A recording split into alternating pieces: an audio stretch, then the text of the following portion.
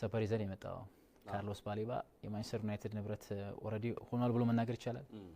ተወሰኑ ሰዓታት በኋላ እንግዲህ የባሌባ ዝውውር ይጠናቀቃል ተብሎ ይጠበቃል። ዘ አትሌቲክ ያወጣው መረጃ ነው።